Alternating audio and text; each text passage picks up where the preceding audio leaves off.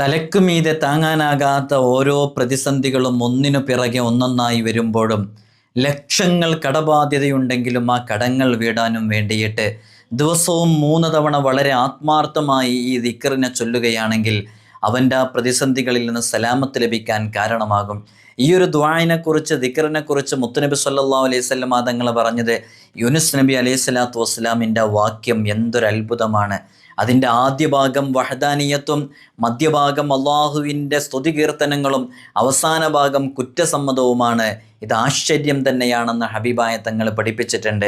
ഈ ദിക്ർ ഒരാൾ രോഗശയ്യയിലായിരിക്കെ ചൊല്ലുകയാണെങ്കിൽ, ആ രോഗത്തിലാണ് മരണപ്പെടുന്നതെങ്കിൽ അവന് ഷഹീദിൻ്റെ പ്രതിഫലം ലഭിക്കും. ആ രോഗം ശിഫയായിട്ടുണ്ടെങ്കിൽ, അവൻ ആയുസ് നീട്ടിക്കിട്ടിയിട്ടുണ്ടെങ്കിൽ അവൻ്റെ ദോഷങ്ങളൊക്കെ പുറത്തു കിട്ടാൻ കാരണമാകും. അതിവിശിഷ്ടമായ ഏതു പ്രതിസന്ധികളിൽ നിന്നും വലിയ സലാമത്ത് ലഭിക്കാൻ കാരണമാകുന്ന ആ ദുആ ദിക്ർ ഏതാണെന്ന്